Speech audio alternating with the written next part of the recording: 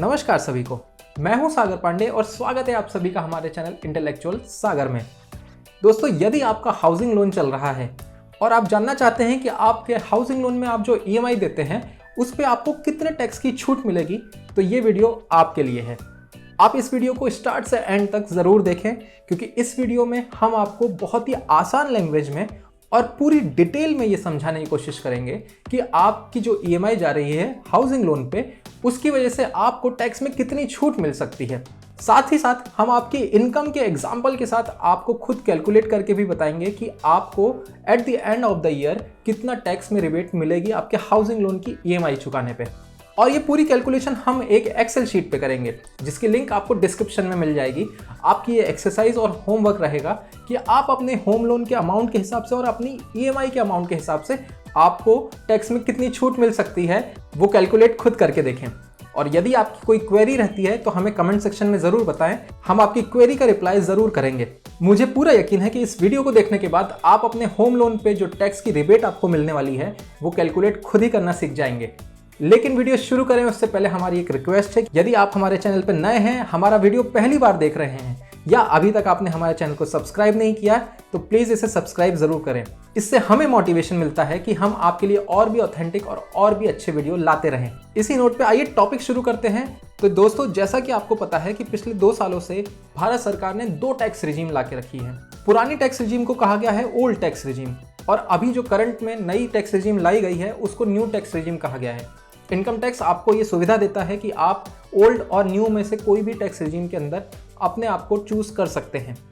तो अभी हम ये सारी कैलकुलेशन ओल्ड टैक्स रिजीम पे कर रहे हैं। आप चाहें तो ये टैक्स रिजीम का चार्ट हम लोगों ने अपनी एक्सेल शीट में दे रखा है, आप न्यू टैक्स रिजीम के हिसाब से भी अपना टैक्स कैलकुलेट कर सकते हैं। सबसे पहले तो हम ओल्ड और न्यू टैक्स रिजीम के अंदर अंतर देख लेंगे कि कितना आ रहा है। पुराने टैक्स और नए टैक्स रिजीम दोनों के अंदर 2.5 लाख तक कोई भी टैक्स नहीं लग रहा था। 2.5 लाख से 5 लाख तक की इनकम में ओल्ड और न्यू दोनों में 5% का टैक्स आपको देना पड़ेगा। जो अंतर आता है वो आता है 5 लाख से ऊपर। ओल्ड टैक्स रिजीम में 5 लाख से लेकर 10 लाख तक 20% का टैक्स आपको देना पड़ रहा था, जबकि नए टैक्स रिजीम में 5 लाख से 7.5 लाख तक 10% ही आपको टैक्स देना पड़ेगा, और 7.5 लाख से 10 लाख के बीच में आपको 15% टैक्स देना पड़ेगा। यदि आपकी इनकम 10 लाख से भी ऊपर है तो ओल्ड टैक्स रिजीम में आपको 30% टैक्स देना पड़ता था, लेकिन नए टैक्स रिजीम में ये स्लैब को डिवाइड कर दिया है। 10 लाख से 12.5 लाख तक आपको 20% का टैक्स देना है, 12.5 से 15 लाख तक आपको 25% का टैक्स देना है, और 15 लाख से ऊपर यदि आपकी इनकम है तो फिर आपको जाके 30% का टैक्स देना पड़ रहा है। लेकिन अभी हमारी जो पूरी कैलकुलेशन रहेगी ये ओल्ड टैक्स रिजीम के स्लैब के हिसाब से रहेगी। सबसे पहले तो हम इनकम टैक्स एक्ट के वो क्लॉज समझेंगे जिसके अंदर हाउसिंग लोन की ईएमआई देने पे आपको टैक्स की रिबेट मिलती है। मोटा मोटा देखा जाए तो होम लोन की ईएमआई भरने पे आपको 3 सेक्शन के अंदर रिबेट मिलती है। पहला है एटीसी, जिसके अंदर आप जो ईएमआई भरते हैं उसमें जो प्रिंसिपल का पार्ट रहता है उसके पेमेंट पे जो छूट मिलती है वो एटीसी के अंदर में आती है। जो दूसरा क्लॉज या सेक्शन है वो है 24B। इसके अंदर आपको आपके इंटरेस्ट के पेमेंट के लिए छूट मिलती है। दैट मीन्स कि ईएमआई में जो पोर्शन आपका इंटरेस्ट के टुवर्ड्स जाता है उसके अंदर जो छूट मिलती है वो 24B सेक्शन के हिसाब से मिलती है। एंड थर्ड जो सेक्शन है वो है 80EEA। इसके अंदर जो आप 24B में इंटरेस्ट की छूट ले रहे थे वो यदि 2 लाख से ऊपर का इंटरेस्ट आप पे कर रहे हैं साल भर में तो आपको 80EEA के अंडर में छूट मिलेगी, उस इंटरेस्ट के पोर्शन में जो 24B में इंक्लूड नहीं हुआ है। इसकी कुछ कंडीशंस रहती है, तो आइए सबसे पहले हम लोग इन क्लॉजेस को थोड़ा सा डिटेल में समझ लेते हैं ताकि आपको इनकी कंडीशंस पता चल जाए कि किन किन कंडीशन में आपको होम लोन की ईएमआई में किस सेक्शन के अंडर छूट मिलेगी। तो सबसे पहला जो क्लॉज है वो है 80C का क्लॉज, जिसके अंदर आपको हाउसिंग लोन की ईएमआई में जो आप प्रिंसिपल के टुवर्ड्स पेमेंट कर रहे हैं उसके ऊपर छूट मिलती है। अब आप सोच रहे होंगे कि आपकी ईएमआई में प्रिंसिपल के टुवर्ड्स कितना पेमेंट जाता है। जो एक्सेल शीट हमने आपको प्रोवाइड करी है उसके अंदर ये साफ कैलकुलेट होगा कि आपका प्रिंसिपल के टुवर्ड्स कितना पेमेंट जा रहा है और इंटरेस्ट के टुवर्ड्स कितना पेमेंट जा रहा है।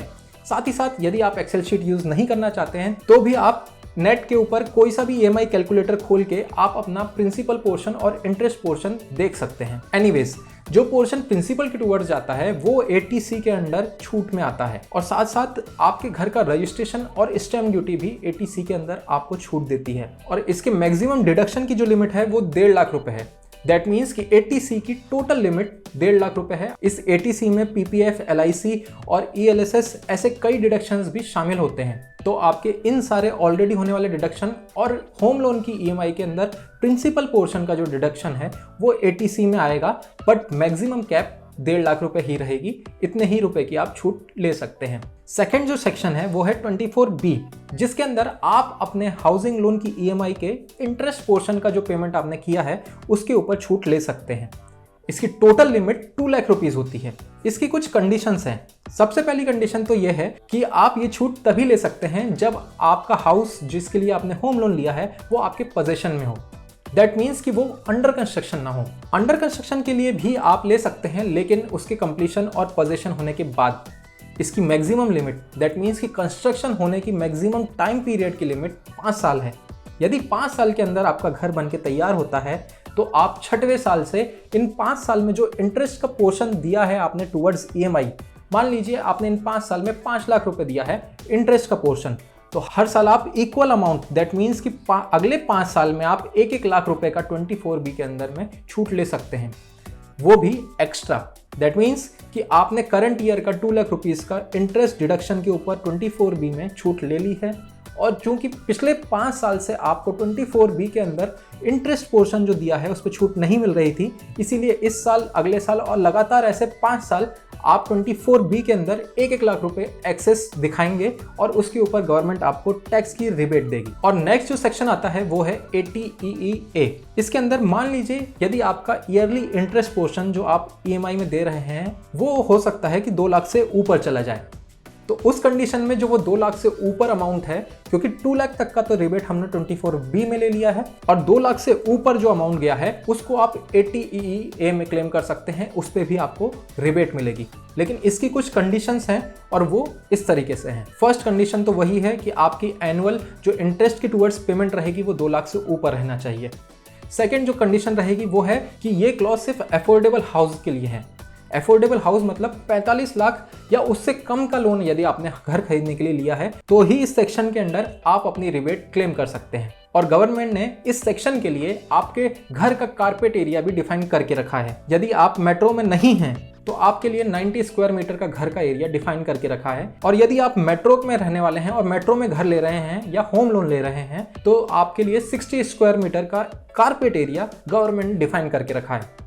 तो ये कुछ कंडीशन है जिसके अंदर आप 80EEA में रिबेट ले सकते हैं। तो ये तो थे वो तीनों सेक्शन जिसके अंदर आप अपने हाउसिंग लोन की EMI पे रिबेट ले सकते हैं इनकम टैक्स में। अब जरा कुछ एग्जांपल से ये समझने की कोशिश करते हैं कि आपकी इनकम पे आखिर टैक्स रिबेट कितनी मिल सकती है यदि आप हाउसिंग लोन लेते हैं। तो कि मान लीजिए यदि आपकी एनुअल इनकम 16 लाख रुपीज है, तो हम इस कंडीशन में कितना टैक्स बचा सकते हैं, इसके लिए हम हमारे एक्सेल शीट को ही रेफर करेंगे। तो मान लीजिए कि आपकी एनुअल इनकम 16 लाख रुपीस है और आपने टोटल 45 लाख रुपीस का लोन लेके रखा है। तो इस कंडीशन में आपका जो टोटल प्रिंसिपल की टुवर्ड्स पेमेंट होगा फर्स्ट ईयर में वो होगा कुछ 45,711 रुपीस। वहीं आपका इंटरेस्ट के टुवर्ड्स जो टोटल पेमेंट होगा वो एक साल में होगा करीब 3,13,000 रुपीस। अब अगर हम 80C की बात करें तो 80C में आपका प्रिंसिपल के ऊपर छूट मिलती है। तो इस कंडीशन में 45,711 रुपीस पूरे आपके 80C के अंदर छूट देंगे, और साथ ही साथ आपका इंटरेस्ट पोर्शन 3,13,000 रुपीस है। तो इस कंडीशन में 24B के अंदर आप 2 लाख का इंटरेस्ट की सीधे सीधे छूट मिलेगी। साथ ही साथ जो 2 लाख से ऊपर का अमाउंट है, मतलब 1,13,000 रुपये का कुछ अमाउंट जो है वो आपको 80EEA के अंदर छूट दिलाएंगे। तो इस तरीके से आपकी टोटल जो रिबेट हो जाएगी वो हो जाएगी 35,92,262 रुपीस। और इसके ऊपर यदि हम ओल्ड टैक्स रिजीम में जाएंगे, दैट मीन्स कि पुरानी टैक्स रिजीम में जाएंगे, तो हमने पहले ही देख लिया था कि यहाँ पे 10 लाख से ऊपर का जितना भी अमाउंट है उसके ऊपर 30% का टैक्स लगता है। तो इस कंडीशन में यदि हम इसके ऊपर 30% का टैक्स बचाएंगे तो वो आएगा करीब 1,07,000 रुपये। और 1,07,000 का टैक्स आप ईयरली अगर आप बचा रहे हैं तो वो काफ़ी बड़ी बात है। आइए इसको एक और कैलकुलेशन से समझते हैं और देखते हैं इससे अंतर क्या पड़ता है। अब मान लीजिए यहाँ पे आपकी एनुअल इनकम 10 लाख रुपीस है और कंडीशन सेम की सेम वही है कि आपने 45 लाख रुपीस का लोन लिया है, आपने 7% के इंटरेस्ट पे लिया है और आपने 30 ईयर्स के लिए लोन लिया है।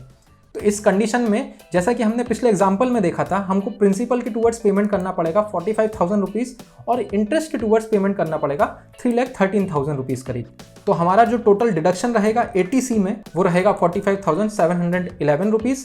24B में वही 2 लाख रुपए का डिडक्शन हमें मिलेगा और चूंकि हमारा इंटरेस्ट के टूवर्ड्स पेमेंट 2 लाख से ज़्यादा है तो बचा हुआ अमाउंट दैट मीन्स कि 1,13,000 रुपये करीब हमको 80EA में छूट मिलेगी।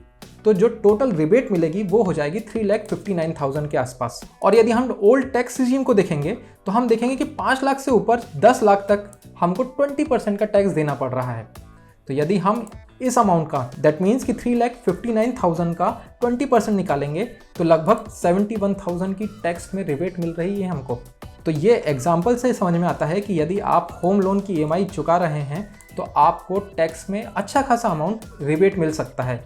अब जब क्वेश्चन आएगा वो ये कि हम ये कैसे पता लगाएं कि हमने एक साल में इंटरेस्ट के टूवर्ड्स और प्रिंसिपल के टूवर्ड्स कितना पेमेंट कर चुके हैं। तो आप अपने बैंक जाएं और उनसे इंटरेस्ट कि पेमेंट का एक सर्टिफिकेट होता है वो मांगे। उस सर्टिफिकेट में ये साफ साफ लिखा रहेगा कि आपने पूरे साल में इंटरेस्ट के टूवर्ड्स कितना पेमेंट कर रखा है और प्रिंसिपल के टूवर्ड्स कितना पेमेंट कर रखा है।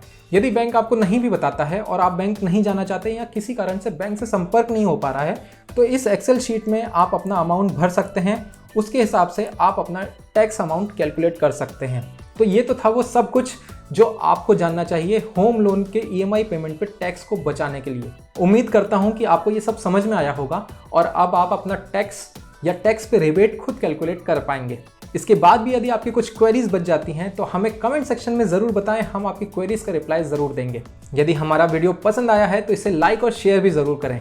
हमारे चैनल पे पहली बार हैं या अभी तक हमारे चैनल सब्सक्राइब नहीं किया है तो प्लीज़ इसे सब्सक्राइब ज़रूर करें। इससे हमें मोटिवेशन मिलता रहेगा कि हम आपके लिए और भी अच्छे और भी ऑथेंटिक वीडियो लाते रहें।